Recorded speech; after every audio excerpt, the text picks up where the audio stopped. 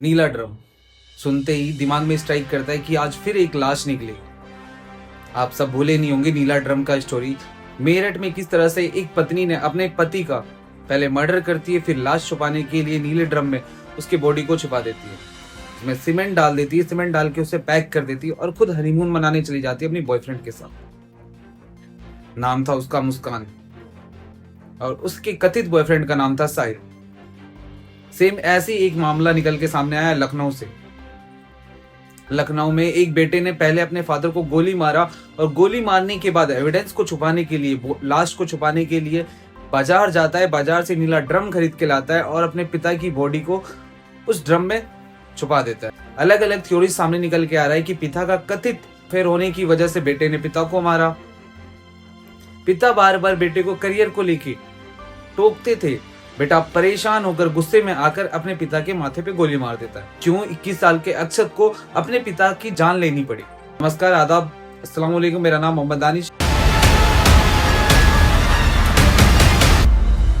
लखनऊ का Porsche area आशियाना colony, यहाँ पर मनविंद अपने फैमिली के साथ रहता था। रसूखदार, पैसों की कोई कमी नहीं, अनगिनत पैसा। वर्धमान पैथोलॉजी के मालिक, तकरीबन 20 से ज्यादा उसके पास पैथोलॉजी लैब थे, दो शराब के ठेके। पैसा इतना कि सोसाइटी में हमेशा कोई ना कोई वो फंक्शन कराता रहता था। सोसाइटी में सब लोग उसे पसंद करते थे, बहुत ज्यादा मिलनसार था। मनविंद की पत्नी की डेथ हो चुकी थी 9 साल पहले। उसके 3 बच्चे थे। सबसे बड़े बेटा का नाम अक्षत था, उससे छोटा बेटा भी उसी के साथ में रहता था। बेटी 11th क्लास में पढ़ती थी। मनविंद्र अपने बच्चों को बहुत प्यार करता था। बच्चों की परवरिश अच्छी हो, दूसरी माँ आए तो परेशान ना करे, इस वजह से मनविंद्र ने शादी नहीं की कि दूसरी माँ जो आएगी वो बच्चों को प्यार दे पाएगी या नहीं दे पाएगी, मेरे बच्चों का प्यार तो नहीं बढ़ जाएगा, इस वजह से उसने दूसरी शादी नहीं की। जो अक्षत है वो अपने पिता को भी बहुत प्यार करता था। उसका व्यवहार अच्छा बता रहे लोग। मनविंद्र द्वारा हमेशा रामलीला कराया जाता था। हर साल को रामलीला होता था उसकी कॉलोनी में। और जो अक्षत है उसमें मेघनाथ का कैरेक्टर प्ले करता था। वही मेघनाथ जो रावण का सबसे प्रिय बेटा था, जो सबसे आज्ञाकारी पुत्र माना जाता था। तो कैसे मेघनाथ का कैरेक्टर करने वाला पुत्र अपने फादर की डेथ कर देता है?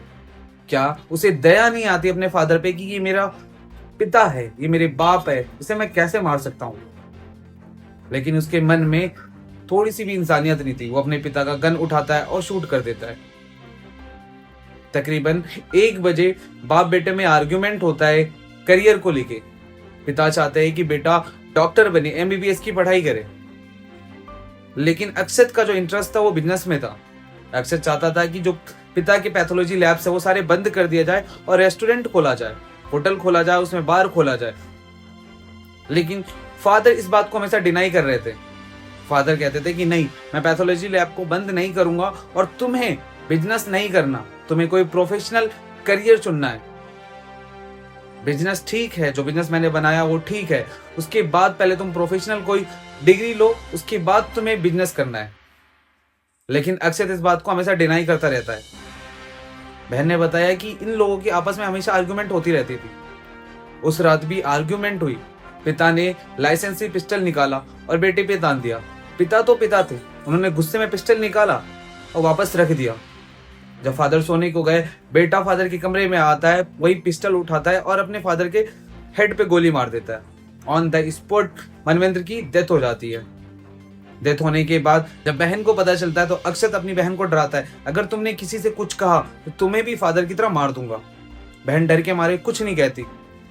वो सुबह बाजार जाता है, वहां से आड़ी खरीद के लाता है और साथ में एसिड खरीद के लाता है।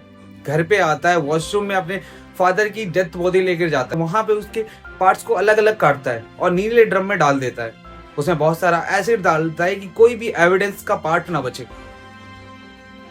और ये सब कुछ कर रहा होता है और बहन वहां पे खड़े होकर सब कुछ देख रही होती है। बहन को डराता धमकाता है कि तुम्हें स्कूल जाना है, नॉर्मल बिहेव करना है, और बहन ठीक वैसा ही करती है। करते करते अक्षत को भूख लगती है। अक्षत अपनी आंटी के पास नीचे जाता है और आंटी से कहता है, आंटी मुझे भूख लगी, कुछ मेरे मनपसंद का बनाओ। बाजार से पनीर लेकर आता है, चिकन लेकर आता है और आंटी को बनाने के लिए दे देता है। और आंटी को कोई खबर नहीं होती कि ये अभी अपने पापा की बॉडी के पार्ट्स को अलग काट के आया। आंटी पनीर बनाती है, चिकन बनाती है, वो ऊपर लेकर आता है और अपने फादर की डेथ बॉडी के सामने में बैठकर आराम से अपनी भूख को मिटाता है। मनवेंद्र का कुछ पता नहीं चल रहा होता तो लोग धीरे धीरे परेशान होने लगते हैं। फैमिली के लोग, फ्रेंड सर्कल में सब परेशान होने लगते हैं। खुद अक्षत पुलिस स्टेशन जाता है, फादर की गुमशुदगी की रिपोर्ट लिखाता है। कहते 2 दिन पहले फादर बिजनेस के सिलसिले में बाहर गए थे। पुलिस वाले देखते कि अक्षत का जो बिहेवियर है वो बहुत नॉर्मल है। इससे ऐसा बिल्कुल भी प्रूव नहीं हो रहा कि अक्षत के फादर एक्चुअल में लापता है। अगर किसी का फादर एक्चुअल में लापता हो तो परेशान होता है। इतना पावरफुल बंदा, पैसा इतना, तो वो फोर्स करता है कि इन्वेस्टिगेशन करो, जल्दी से जल्दी मेरे फादर को ढूंढो। लेकिन अक्षत की तरफ से ऐसा कोई भी बिहेवियर देखने को पुलिस वालों को नहीं मिल रहा था। पुलिस वालों को कहीं ना कहीं अक्षत पे शक होता है। अक्षत का लोकेशन, लास्ट लोकेशन ट्रैक किया जाता है, उसके फादर का लास्ट लोकेशन ट्रैक किया जाता है, एग्जैक्ट दोनों का सेम मिलता है। अब पुलिस वालों का शक और गहराता है। अक्षत से सख्ती से पूछा जाता है कि बताओ तुमने अपने फादर के साथ क्या किया। अक्षत कबूल करता है कि मैंने ही अपने फादर को गोली मारी है और ऐसे ऐसे अपने फादर की बॉडी को छिपाया है। स्पॉट पे पुलिस पहुंचती, वहां से नीले ड्रम को बरामद करती। तो क्या अक्षत जो 21 साल का है उसने अकेले मिलकर अपने फादर की डेथ की होगी? ये पॉसिबल है। एक ही घर में अंकल आंटी भी रहते थे, बहन भी रहती थी, तो क्या गोलियों की आवाज उनको सुनाई नहीं आई थी? आप लोग कमेंट करके जरूर बताएं। ऐसी ही क्राइम स्टोरी जानने के लिए चैनल को लाइक करें, सब्सक्राइब करें, वीडियो को शेयर करें।